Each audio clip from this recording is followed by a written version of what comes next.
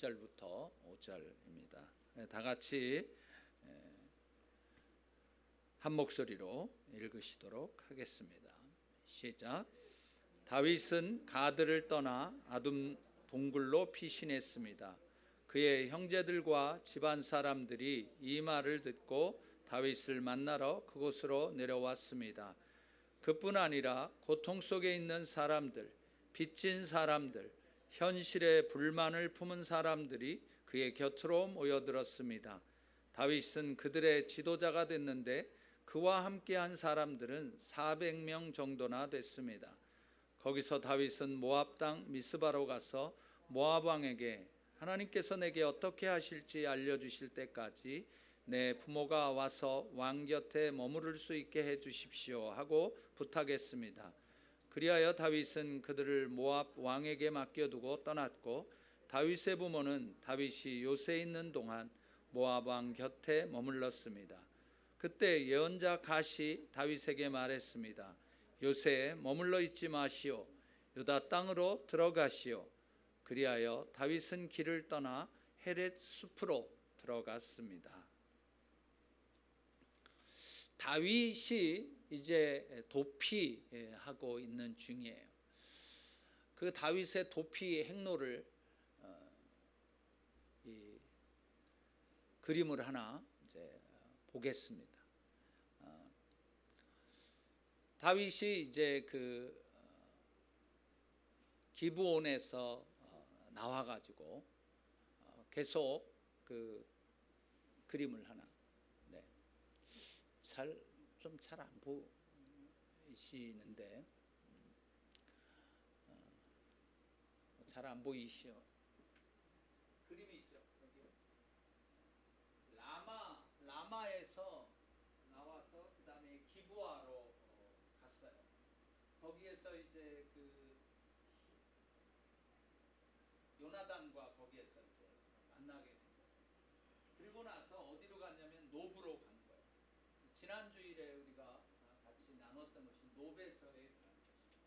그래서 오늘은 이제 이 노베서부터 이 지난주에 노파하고 그다음에 가드의 블레셋 땅에 있는 가드로 가서 거기서 숨으려고 하다가 왕이 또 신하들이 알게 돼가지고서 미친 척을 해가지고 도망을 나왔습니다. 그래서 간 곳이 이 세 번째 아둘람인 곳이에요. 아둘람은 어떤 지역이냐면은 석회암 지역입니다. 그래서 거기에는 우리가 그냥 아둘람 굴 그러면은 굴 하나만 있는 걸로 생각을 하지만 그게 아니라 석회암 지역은 그 밑에 동굴들이 굉장히 많이 있습니다. 그리고 중간중간에 커다랗게 그 이 스페이스들이 있는 거예요. 그리고 이 굴과 굴이 또 연결이 돼 있는 거죠. 그래서 그 아둘람 동굴, 아둘람 지역의 동굴로 도피한 것입니다. 그리고 거기 있다가 거기에 이제 사람들이 내려왔는데 그 또 누구까지 내려왔냐면 다윗의 아버지 이세 그리고 어머니 이름은 안 나왔습니다. 이 성경에 보면 이름이 안 나왔어요. 그 어머니까지 내려온 거예요. 뭐 가족들 다 하고. 그런데 연로하신 거예요. 그래서 자기들이 이제 뭐 싸우거나 뭐 이럴 때 이 부모가 함께 왔다 갔다 하시기 힘드시니까 어디로 갔냐면 여기 파란 선 보이죠? 이게 그림이 좀 잘려 데 파란 선으로 해서 지금 요 부분 여기가 바로 미스바입니다. 요압의 미스바인데 이 밑으로 해서 요단강 나왔네요. 밑으로 해서 요단강을 건너 가지고 모압의 미스바까지 가서 거기에다 부모님을 모압 왕에다 곁에 모셔드리고 거기에 있었어요. 그런데 왜 모압 땅으로 갔을까요?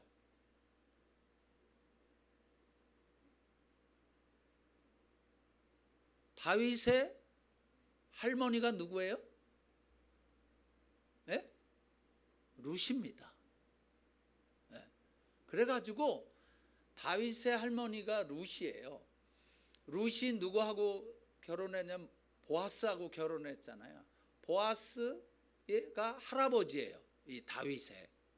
그러니까 할머니 나라로 간 거죠, 한마디로. 여러분, 사실 그 인간적으로 볼 때 그 할머니가 계신 곳은 좀 친하지 않습니까? 우리가 이렇게 갈 수 있는 곳이잖아요.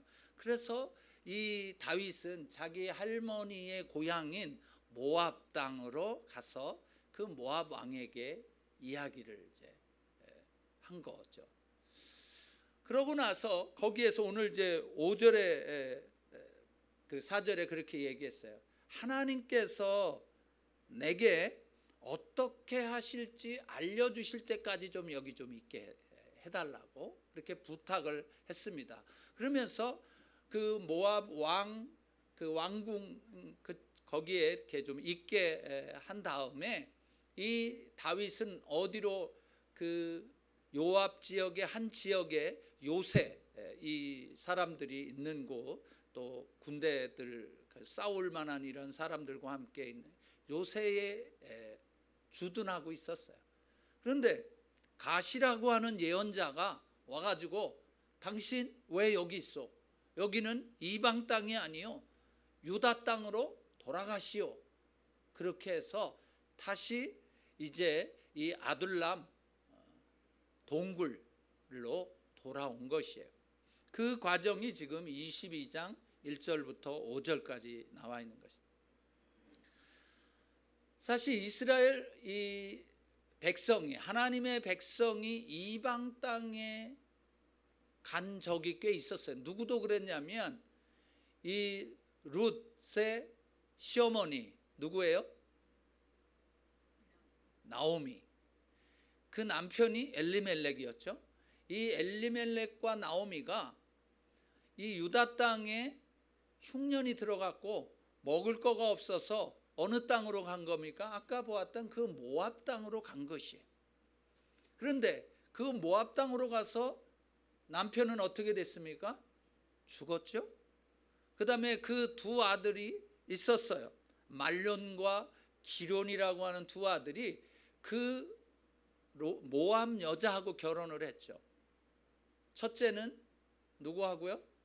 오르바라고 하는 여자하고, 둘째는 룻이라고 하는 여자하고 결혼을 시켰는데 10년쯤 지나다가 그 두 아들도 다 거기에서 죽게 됐습니다. 후사가 없었어요.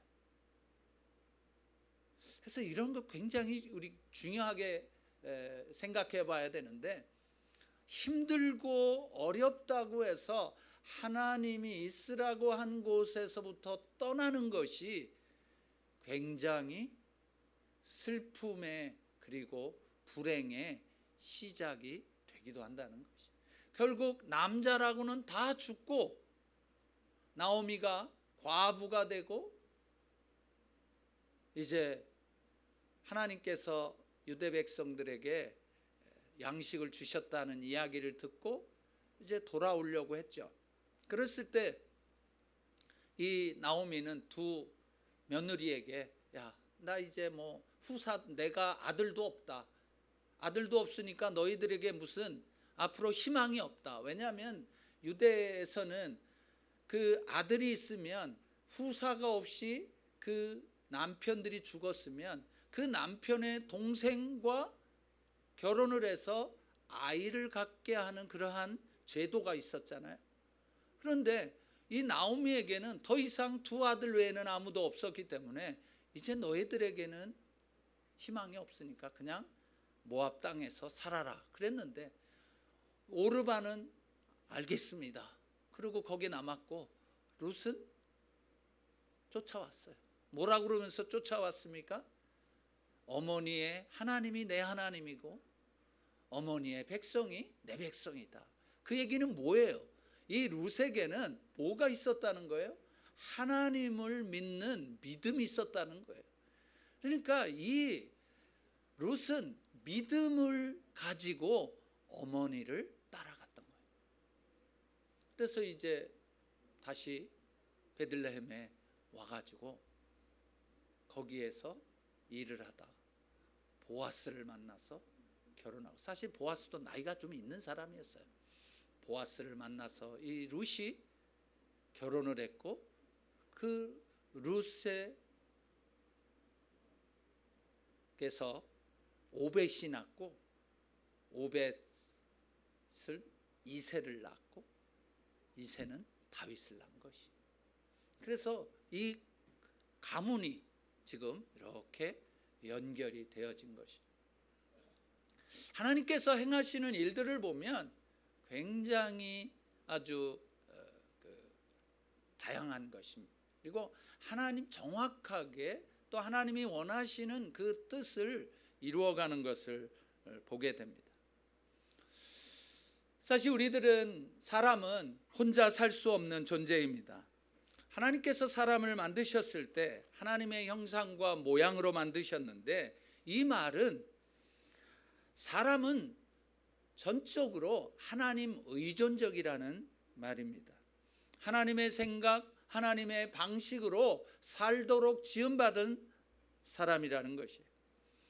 그리고 이제 사람을 지으신 후, 아담을 지으신 후, 이 아담이 홀로 있는 것이 보기에 좋지 않아서 하와를 만들어 주셨습니다.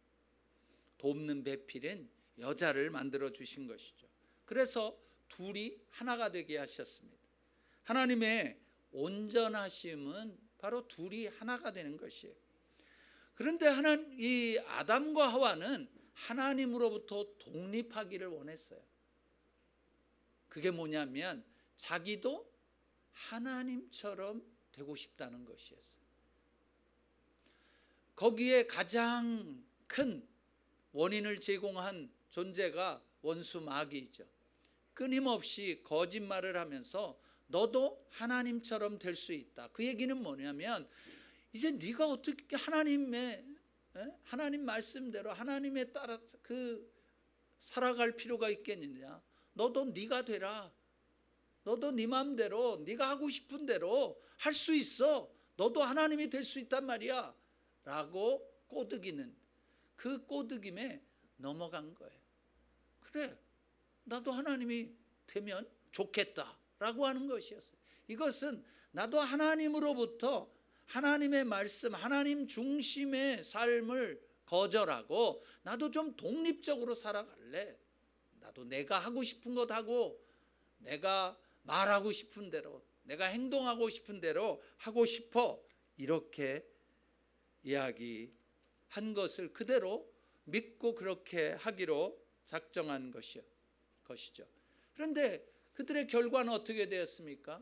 하나님처럼 될 줄 알았는데 하나님으로부터 에덴 동산에서 쫓겨나게 된 것입니다.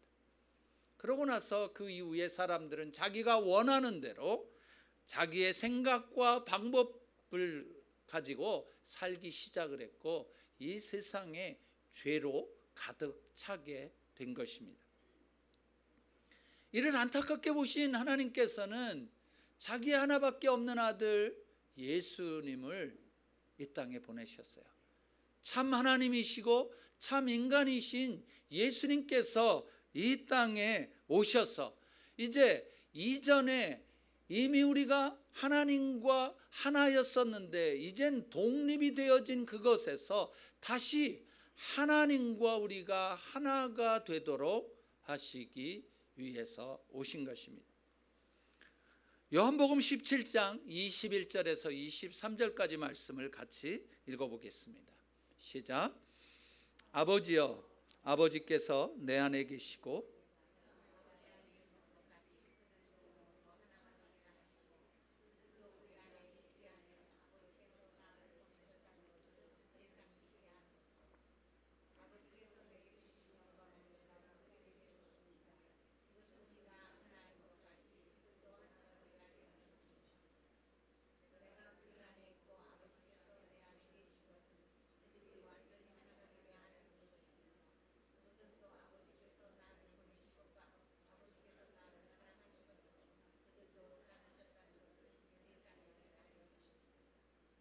여기 보면 아버지께서 내 안에 내가 아버지 안에, 이것이 하나인 것이에요. 이거를 수학적으로 말하면 완전한 공집합에 다 딱 들어맞는 것이죠. 이것을 통해서 우리가 보면 하나님, 예수님이 말씀하셨죠. 우리가 하나인 것 같이 그들도 하나가 되게 하려는 것이.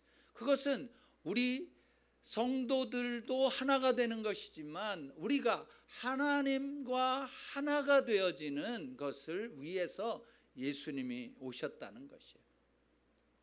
그러면 이렇게 하나가 되는 방법은 무엇일까요? 요한일서 4장 15절에서 17절 말씀을 읽어보겠습니다. 시작. 만일 누구든지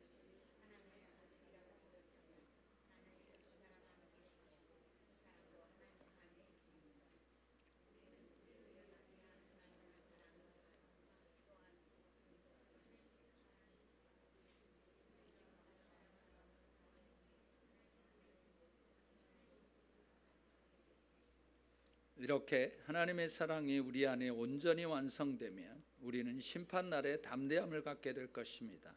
이는 그리스도께서 이 세상에 사신 것처럼 우리도 이 세상에서 그렇게 행하기 때문입니다. 여러분, 하나가 되는 방법은 무엇이에요?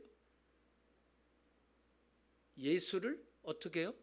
하나님의 아들로 고백하는 것으로 하나님과 우리가 하나가 되는 것입니다. 믿습니까? 여러분은 예수님을 하나님의 아들로 고백하십니까? 그러면 우리는 이미 하나님과 우리는 하나가 된 것이에요. 바로 이것을 위해서 예수님이 오셨던 거예요. 이 하나됨, 이것이 바로 공동체 의식입니다. 사도 바울은 우리 그리스도인들을 몸에 비유해서 설명을 하는데요. 머리인 예수 그리스도, 그리고 몸인 우리, 그리고 우리 몸에는 지체가 있다고 이야기를 합니다. 고린도전서 12장 12절에서 13절 그리고 27절을 같이 한번 읽어보겠습니다. 시작.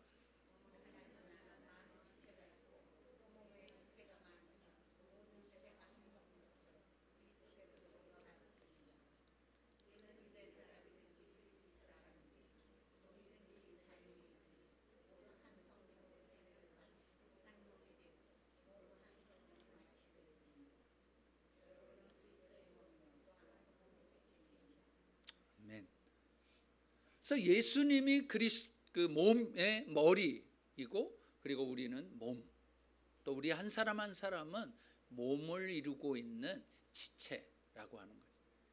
이 공동체 의식, 하나라고 하는 것은 바로 공동체 의식을 말하는데, 우리들은 머리이신 예수 그리스도를 통해서 모든 것을 공급받는 것입니다. 골로새서 2장 19절 말씀을 읽어보겠습니다. 시작. 온몸이 머리이신 그리스도로부터 마디와 힘줄을 통해 영양을 공급받고 서로 결합돼 하나님께서 자라게 하시는 대로 자라납니다. 바로 이 예수 그리스도를 통해서 우리는 영양을 공급받아서 자라게 되는 것이. 이 공동체가, 이 몸이 자라게 될 때 어느 한쪽만 자라게 되면 우리는 그걸 뭐라고 그러죠? 기형이라고 합니다. 또 조금 잘 많이 안 쓰는 얘기지만 병신이라고 얘기를 하죠. 한쪽이 손만 커진다든지 머리만 커진다든지 뭐 손가락이 6개 나온다, 뭐 이러는 것들은 기형인 것이에요.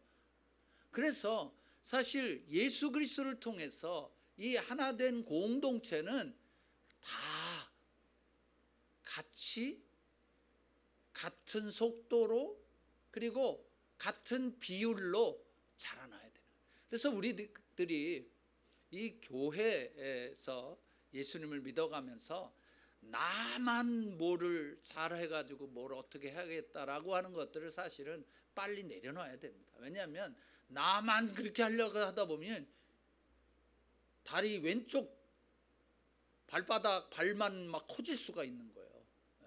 그러니까 너무 다른 사람들을, 이 공동체 의식이라고 하는 것은 그런 것이죠. 온 몸이 균등하게 예수 그리스도를 통해서부터 영향을 공급받아서 같이 자라나는 것을, 그것을 원하는 거죠. 그래서 그렇게 이 공동체 의식을 생각해 보면 교만이라든지 아니면 나 혼자 무엇인가를 다 잘할 수 있다든지 하는 이러한 것들이 굉장히 잦아들 수 있는 것이죠. 이렇게 이 공동체는 중요한 것이에요. 그래서 오늘 우리는 이 아둘람 공동체라고 하는 것을 통해서 하나님께서 우리에게 무엇을 말씀하시고자 하는지, 하나님의 음성을 듣고자 하는 것입니다.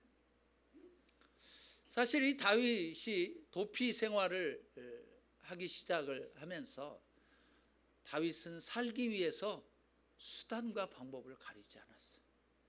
오죽했으면 미친 척을까지 해서도 그 죽음에서부터 살아나려고 했을까요? 이제 이 아둘람 동굴에 피했습니다. 살아야 되겠다라고 하는 것이. 왜요? 하나님께서 다윗에게 하신 말씀이 있기 때문에 너를 통해서 이 나라를 세우겠다고 하는 그 약속의 말씀이 만약 자기가 죽으면 어떻게 되겠는가 하는 것. 그래서 정말 최선을 다해서 수단과 방법을 가리지 않고 살아나려고 했어요. 제가 이 청소년 사역 또 청년 사역을 이제 하면서 한국에서 애들한테 한 얘기가 뭐냐면 이렇게 얘기했어요. 얘들아, 제발 죽지만 말아주라. 죽지만 말아라. 여러분, 죽지 않으면 희망이 있어요. 하나님이 그를 어떻게 변화시킬지 몰라요. 근데 죽으면 그런 게 없는 거예요. 그런 기회조차 가질 수가 없는 거예요. 감수성이 예민한 이 아이들, 이런 아이들은요, 올바른 판단력과 분별력을 가지고 있지 못하기 때문에 자신들의 생명을 그냥 쉽게 내어 던지곤 합니다. 최근에 이 신경학자들이 또 의학자들이 이 졸피뎀이라고 하는 신경 안정제의 부작용을 발표하게 됐는데요. 이 졸피뎀은 잠 안 오는 사람들이 주로 먹는 수면제입니다. 근데 이 수면제를 장기간 복용을 하면 중독이 돼가지고 어떤 부작용이 나냐면 죽고 싶은 생각이 나는 거예요. 그래가지고요, 요런 데다가도 요런 뭐 무슨 꼭 목을 매는데 이 위에 있는 나무에다가 목을 매가지고서 죽는 게 아니라요, 요만한 데다가도 목을 매가지고 죽는 거예요. 이렇게 해서 죽은 사람이 누구냐? 최진실이에요. 이렇게 해서 죽은 사람이 최진실 동생 최진영이에요. 이런 현상들이 지금 많이 일어나고 있는 거예요. 그래서 이 사단이 그 부추기는 것이 그거예요. 야, 너 살기 힘들지 않니? 야, 이렇게 살 바에야 차라리 죽는 게 낫지 않니? 엊그저께 우리 사역자 회의를 하다가 우리 이영훈 전도사님이 긴급 기도 제목을 부탁을 했어요. 이게 뭐냐면 어느 목사님이, 자기가 아는 목사님이 여기에서 한 8년을 사역하다가 한국으로 이제 돌아갔대. 근데 그 아들이 한 명 있는데 아들이 적응을 못한 한국에서. 그래고 마포대교를 지나가다가 그냥 마포대교에서 뛰어내렸다는 거예요. 그래서 겨우 살리기는 했지만 이 목사님이 어떻게 해야 되겠냐고 밤중에 전화가 왔었다. 이러한 일들이 얼마나 많은지 몰라요. 사단은 죽으면 모든 게 끝나는 것이고, 죽으면 이런 고통, 지금 겪고 있는 것에서부터 해방이 될 수 있다라고 꼬드기고 있는 거죠. 근데 그 거짓말에 속는 것이. 성경은 죽지 않고 사는 것이 얼마나 중요한지를 말씀하고 있습니다. 이사야 38장 18절을 읽어보겠습니다. 시작.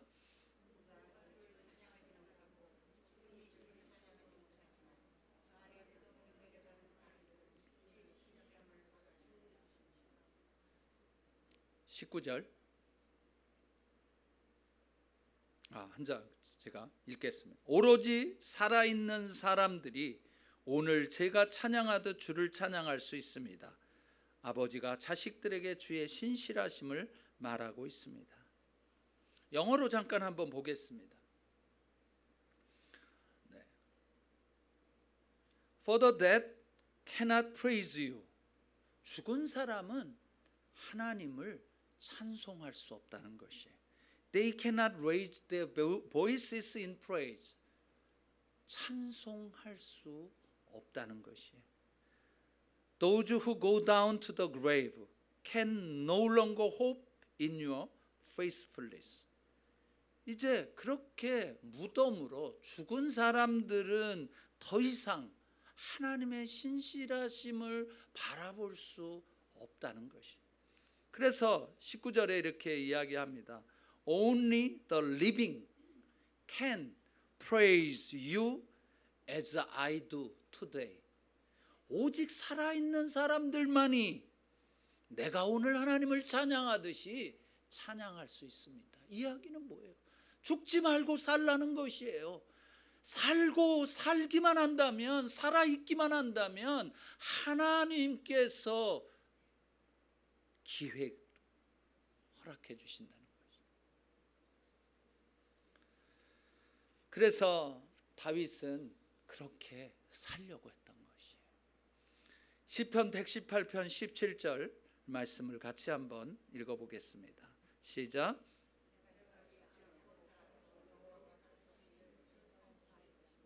영어를 읽어보겠습니다. I will not die. Instead, I will live to tell what the Lord has done. 이 will이라고 하는 것은 의지를 표명하는 것이에요. 나는 죽지 않겠다 결정하는 것이에요.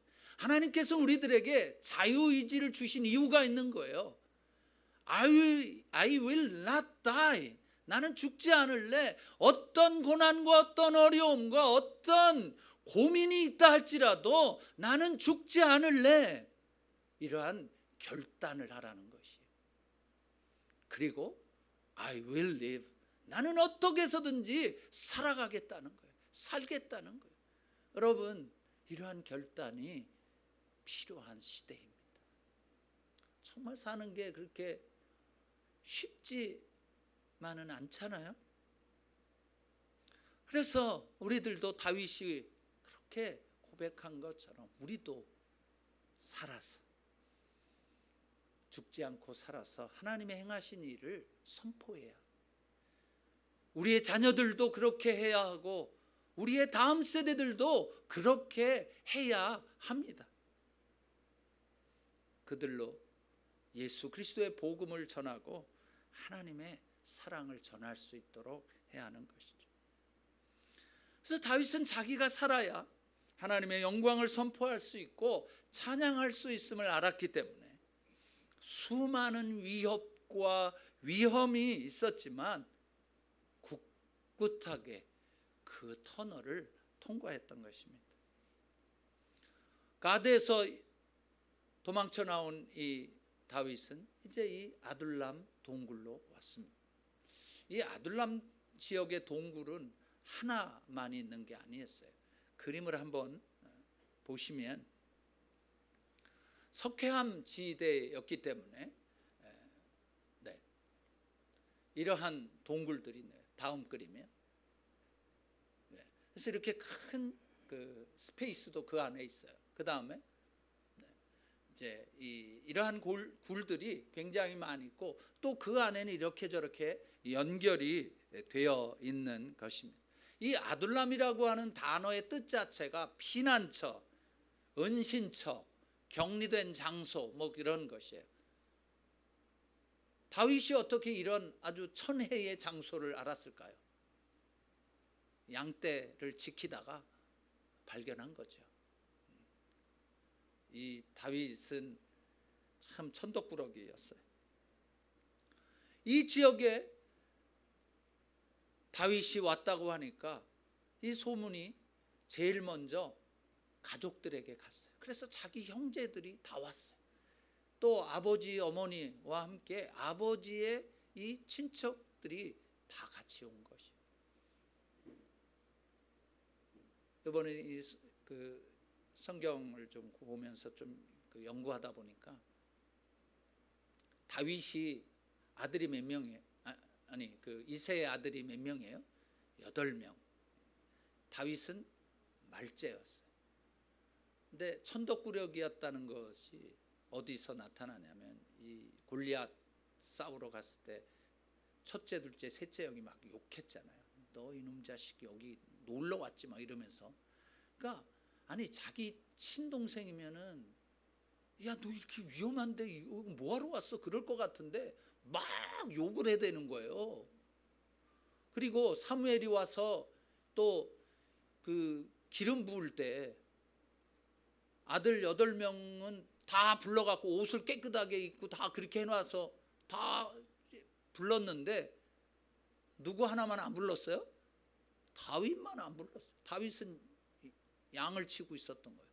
그래서 그런 여러 가지 정황을 따져봤을 때 다윗은 엄마가 다른 사람이다라고 하는 것을 이야기합니다. 여하튼 이제 나중에 좀 더 이제 그러한 이 가족사의 복잡한 관계들을 이제 사무엘상을 계속하면서 우리가 공부하고 싶고요. 이 다윗이 자기 형들이 다 이렇게 오게 된 이유는 뭘까요? 그 당시에 그 지역에는 이 왕명을 거역하거나 이제 우리 한국에서도 그랬죠. 이제 이 파벌 싸움을 해서 그 반대파를 죽일 때는 삼족을 멸하는 뭐 이런 것들도 있었잖아요. 3대를 멸하는. 이때도 이러한 것이 명문화가 돼 있었더라고요. 그래서 사울을 죽이려고 하는 이 사울왕을 피해서 형제들과 또 부모님 뭐 이 식구들이 다 이쪽으로 피해 온 거예요. 자, 그런데 그냥 이 가족들만 왔다면 뭐 이해할 만한데 아니 다른 사람들도 온 거예요. 그게 어떤 사람들입니까? 2절 말씀을 읽어보겠습니다. 다 같이요. 시작. 그뿐 아니라 고통 속에 있는 사람들, 빚진 사람들, 현실에 불만을 품은 사람들이 그의 곁으로 모여들었습니다. 다윗은 그들의 지도자가 됐는데 그와 함께한 사람들은 400명 정도나 됐습니다. 여러분, 이렇게 피해 다니는 사람에게 뭐 먹을 거 있다고 사람들이 오겠습니까? 만약 이 다윗으로부터 어떤 이득을 원하고자 한 사람들이라면 이곳에 오겠습니까? 근데 여기에 온 사람들은 다 여기 보니까 억눌려 지내는 사람들이, 정치적으로 고통을 당하고 있었던 사람들, 또 빚을 지고 허덕이는 사람들, 구조적인 그러한 것 때문에 빚질 수밖에 없고 또 그 빚 때문에 가족이 해체가 되어서 도망다닌 사람들, 보금자리를 잃어버린 사람들, 또 어떤 사람들입니까? 현실에 불만을 품은 사람들. 이 개역개정에는 이 말을 마음이 원통하고 애통한 사람들이라고 이제 번역을 했는데, 이 원통하다고 하는 그 말은 한나가 자식이 없어서 하나님 앞에 자기의 원통함을 기도했을 때 그 원통함과 똑같은 단어예요. 그 얘기는 뭡니까? 자기가 누구한테 뭘 호소할 때도 없고 알아주는 사람도 없고 뭐 가서 어디 가서 표현할 때도 없는 그러한 사람들을 말하는 것이에요. 한마디로 여기저기 이런 상황 저런 상황을 통해서 상처받은 사람들인 것이죠. 이런 사람들이 다윗 주변에 모여들었는데 400명, 남자만 400명인 거예요. 그러니 아이들까지 뭐 아내하고 아이들까지 합하면 적어도 1000명은 훌쩍 넘었겠죠. 이 사람들이 그러면 어떻게 해서 다윗에게 이런 사람들이 모이기 시작을 뭐 한꺼번에 400명이 왔겠어요? 어떤 사람들이 왔겠죠. 왔는데 다윗이 자기도 도피하는 심정이잖아요. 이게 언제 어떻게 될지 모르는. 그러니까 그렇게 고통스럽고 힘들어하는 사람들을 마치 자기처럼 자기의 그 마음을 다해서 그들을 보살폈겠죠. 그러니까 이 사람이 이제 나가가지고 다윗한테 갔더니 이렇게 나를 보살펴주고 내 마음을 알아주더라. 뭐 이러니 입소문으로 한 가족, 두 가족 해가지고 모이지 않았겠습니까? 사랑하는 형제 자매 여러분, 이 아둘람 공동체가 어떤 공동체인지 좀 짐작하실 수 있으시겠죠? 이 도피에 다니는 다윗이 이 아둘람 공동체의 지도자가 됐다는 것이 굉장한 것이 아니겠습니까? 사실 우리들은 우리 주변에 이렇게 볼 때 그런 사람들을 잘 찾아보기 힘든 것이죠. 그래서 이 다윗이 이 동굴 가운데 있을 때 지었던 시가 시편에 2편이 있는데 그 중에 하나가 142편입니다. 142편 1절부터 3절까지 같이 한번 읽어보겠습니다. 시작. 내가 목소리를 내어 여호와께 부르짖었습니다. 내 목소리로 여호와께 기도했습니다. 내가 그분 앞에 내 불평을 털어놓았으며 그분 앞에 내 어려움을 보여드렸습니다. 내 영이 마음속에서 실망할 때도 내 길을 아는 분은 하나님이셨습니다. 내가 걸어가는 길에 그들이 몰래 덫을 숨겨 놓았습니다. 얼마나 힘들고 어려운 상황이었겠습니까? 잘못한 것도 없는데 왕이 죽이려고 거기다 또 요나단, 절친 요나단과 또 헤어졌죠. 살아보려고 피했던 가드에서는 그 위협을 느껴서 미친 척하고 지금 또 나왔죠. 이러한 어려움 가운데서 이 다윗이 한 일은 하나님께 부르짖은 것이에요. 하나님께 부르짖었을 때 자기의 마음에 있는 것, 그 불평까지, 그러한 어려움까지 영적으로, 정신적으로, 그리고 정서적으로 어려웠던 모든 것까지 하나님께 다 말씀드린 것이. 그리고 나서 이야기하는 것이 무엇입니까? 자기가 마땅히 가야 할 길을, 그것을 아시는 분은 하나님이시기 때문에 그분께 모든 것을 다 내어놓았던 것입니다. 4절을 같이 한번 읽어보겠습니다. 142편 4절. 내 오른쪽을 살펴보소서. 걱정해 주는 사람 하나 없사옵니다. 도망칠 내 영혼에 관심을 갖는 사람도 없었습니다. 네, 여기 보면 어디를 봐도 자기를 보살펴주고 걱정해 주는 사람이 없었다는 거예요. 그래서 그가 소리칩니다. 5절을 한번 다시 한번 5절 시작. 아니요. 네. 시편 142편 5절 아마 없나 보네요. 여호와여 당신 향하여 소리 지릅니다. 당신은 나의 피난처, 이 세상에서 당신은 나의 모든 것. 다윗이 할 수 있는 일은 자기의 그 아픔을 다 토로하는 것이었고, 그리고 하나님께 부르짖는 것이었어요. 자기를 위해서 걱정해 주거나 아파해 주는 사람이 없다고 하는 것이죠. 여러분, 우리 주변을 한번 돌이켜 보십시오. 우리를 진심으로 도울 만한 사람이 잘 안 보입니다. 우리가 힘들어하는 만큼 힘들어하는 사람이 찾아보기 쉽지 않습니다. 고생한다, 힘들겠어, 마음이 아프겠어, 도움이 필요하겠구나 라고 말하지만, 내가 아픈 것만큼, 힘든 것만큼 고통스러워하고 함께 아파해 주는 사람이 없는 것이 바로 우리 인생인 것입니다. 그러므로 우리는 사람에게 부르짖지 말고 하나님께 부르짖어야 합니다. 그래서 여러분, 하나님께 부르짖으십시오. 하나님께 소리 지르십시오. 하나님만이 나의 피난처시요 이 세상에서 나의 모든 것이 되십니다라고.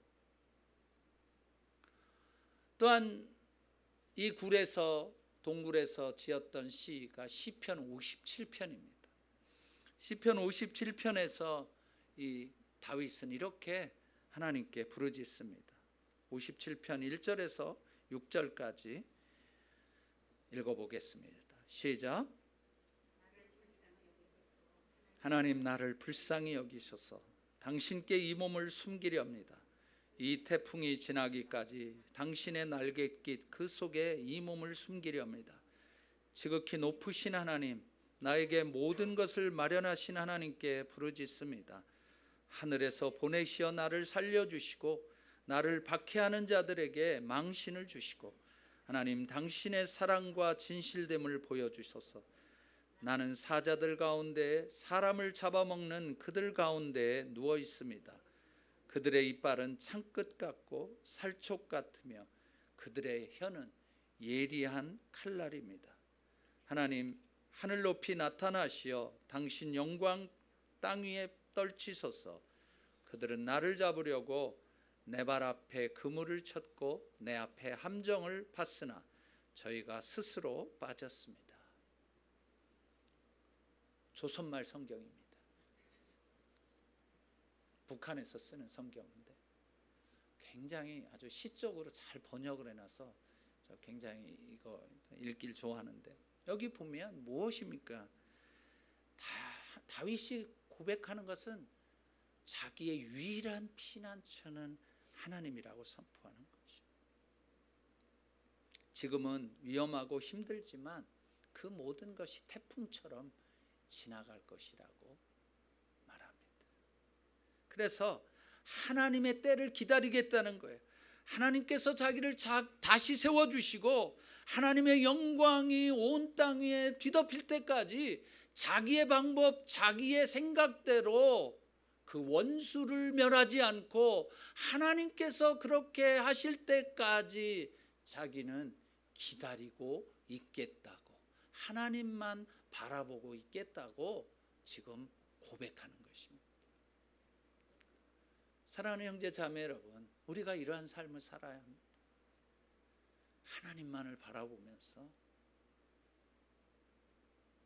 하나님이 모든 것을 행하실 때까지 기다리는 것. 그건 참 어떤 때는 쉽지 않습니다. 그러나 하나님은 반드시 그 일을 이루시는 것이. 이러한 고난 속에 이 400명이 이제 곧 600명이 되어지고, 그리고 이 600명의 사람들이 나중에 다윗 왕국을 튼튼하게 세우는 아주 중요한 인물들이 되어졌습니다. 우리 이 온누리 교회, 워싱턴 온누리 교회 여러분 한 분 한 분이 바로 그러한 분이 되기를 원합니다. 우리 교회가 바로 아둘람 공동체와 같은 공동체가 되기를 원하고 그렇게 기도합니다. 그래서 서로 사랑하고, 그리고 하나님께만 부르짖는 하나님 중심의 삶을 살아가는, 하나님만이 나의 모든 것이라고 선포하는 그러한 저와 여러분이 되어지기를 주의 이름으로 축원합니다. 시편 57편 7절에서부터 11절 말씀을 같이 읽고 그리고 기도하겠습니다. 다 같이 읽겠습니다. 시작. 오 하나님이여, 내 마음이 정해졌습니다. 내 마음이 정해졌습니다. 내가 내 마음을 다해 노래하고 찬양하겠습니다. 내 영혼아 깨어라. 하프와 수구마 깨어라. 내가 새벽을 깨우리라. 오 주여, 내가 백성 가운데 주를 찬양하겠습니다. 민족들 가운데서 주를 노래하겠습니다. 주의 인자는 커서 하늘보다 높고 주의 진리는 구름에까지 이릅니다. 오 하나님이여, 하늘보다 높임을 받으시고 주의 영광이 온 땅을 덮게 하소서.